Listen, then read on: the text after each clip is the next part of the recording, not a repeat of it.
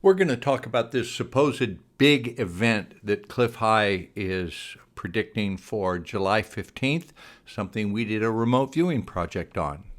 Dick Allgire here in Honolulu, Hawaii. Edward Riordan is in Austin, Texas. How's the hurricane, Edward?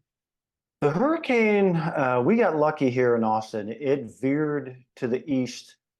Unfortunately for my friends in Houston and the Houston area, they got hit by it. But we didn't even get any rain. We were supposed to get rain and wind, 25-mile-an-hour winds, and we didn't get anything. We didn't even get a drop of rain this morning. So it completely veered to the east and totally missed us. So you wanted some rain, so you didn't even We get did, rain. yeah, we always could use rain as long as it's not going to rip our roofs off or anything like that. But we did.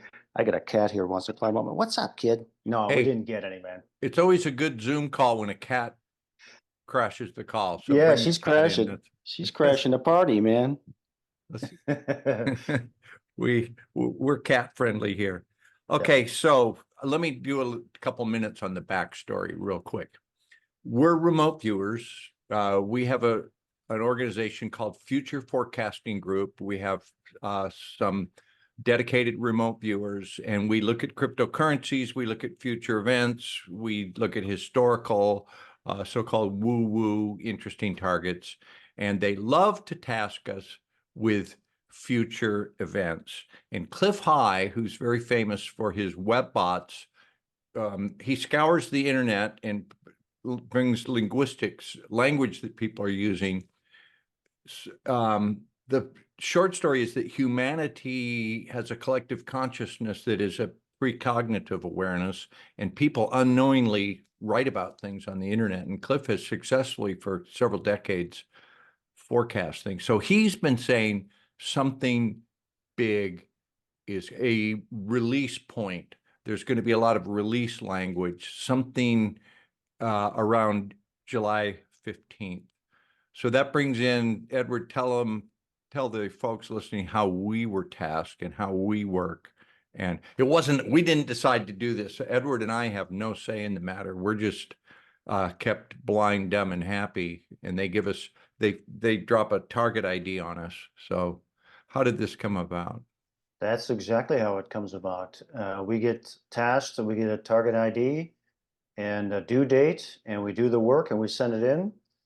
And then we have a debrief, and then we find out what the target is. So we didn't have any idea that it was a Clif High target, that it was a future target. We didn't have any information we were completely blind to the target. I think in this one we were double blind, maybe even triple blind in this one. So we had Yeah, nothing. yeah. So Double blind means we're not told anything about the target. We're not told who it's for. right. So, and it wasn't specifically, I don't think Cliff was involved. He didn't request, he wasn't the client or the originator of our target. It was someone in our organization. Which keeps it So even tighter. It keeps a real tight knit on the tasking and targeting. I think because I do YouTube more often, I'm a little more tied into social media. You don't follow it too much, but this is blowing up.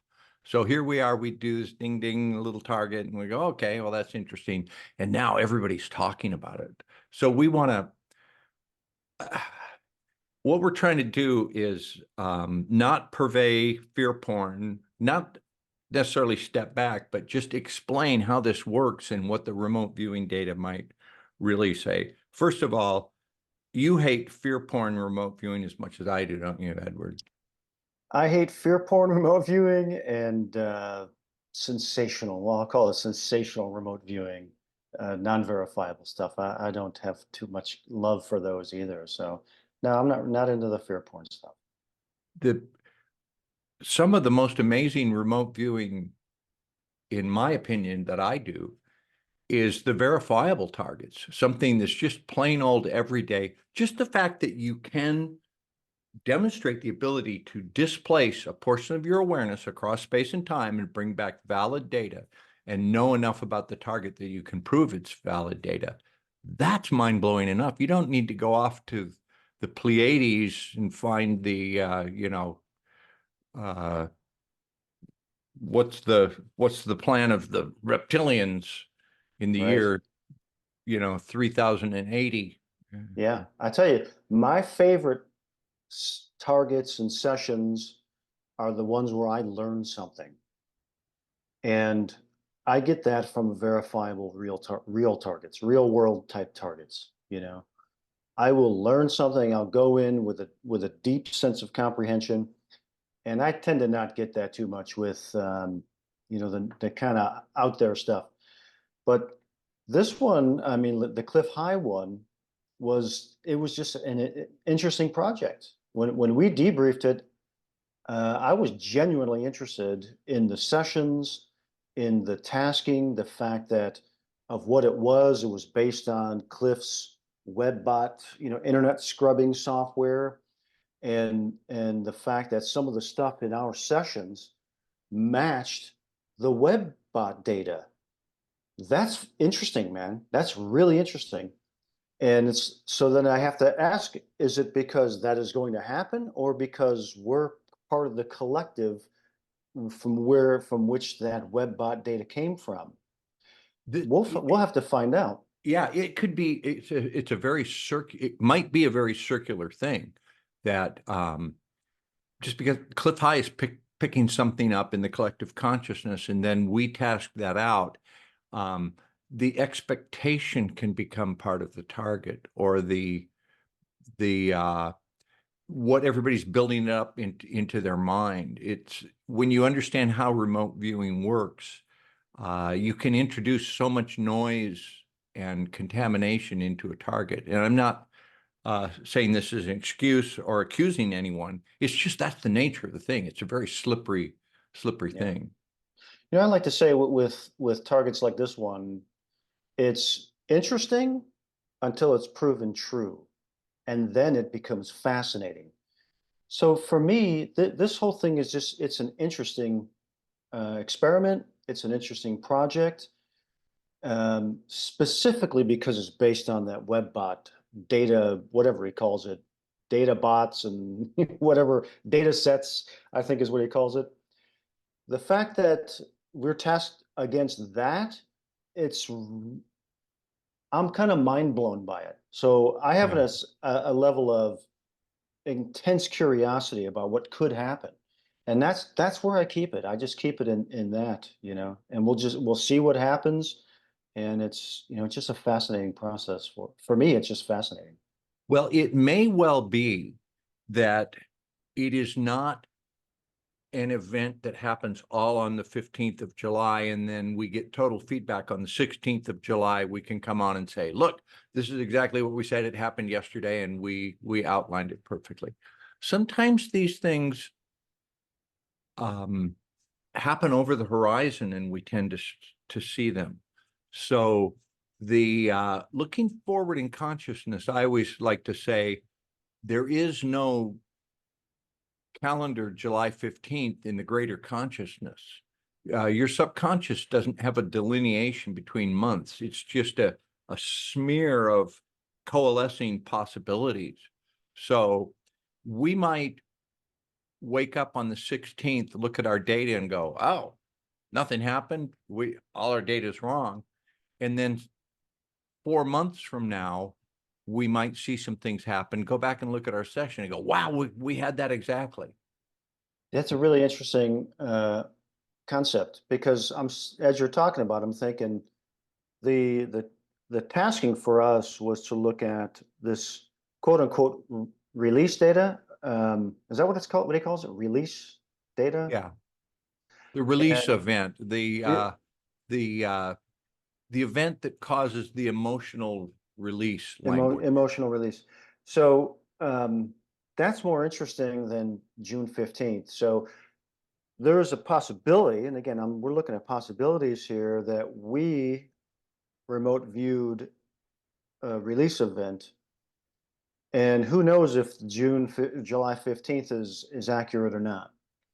Because June 15th, I'm interested in release event. July I'm not 15th. too Yeah, July I'm not 15th. too interested in July 15. I'm interested in release date or whatever. And that could be part of it too. We have to factor that in. I think the real slippery slope with this kind of stuff, because I know it, you know it, we're dealing with a serious unknown in remote viewing. We barely scratch the surface in our comprehension of it. And so once we put a date to something, that's a real danger zone is for us to say, on the 15th, this is going to happen, and because Yeah. we'll Well, see what okay, happens. people are going to be asking, so what did you see? What does your data say? And our data was, oh, and I'll give a little plug. People hate this, but it's futureforecastinggroup.com. We had 5 remote viewers. We each had 15-page sessions. So there's a lot of data to go over. And we did some analysis of it, and we saw the overlaps, and that's up on our private site, futureforecastinggroup.com. The data was, I would say, inconclusive, but interesting. My own data had a big event that a lot of people see, and it impacts them emotionally. And I had that without knowing the target cube, but it impacted them. It was significant. But I also had an element in it that seemed contrived, created. I even had data about something being transmitted to change your perception of something, like I didn't say Project Bluebeam, but some way that your nervous system is affected by an impulse or a pulse or EMF. That kept coming up in my session. Is people think they're being impacted this, but it's being overlaid by something. Did you get any of that in your, what was your session Oh, like? I totally.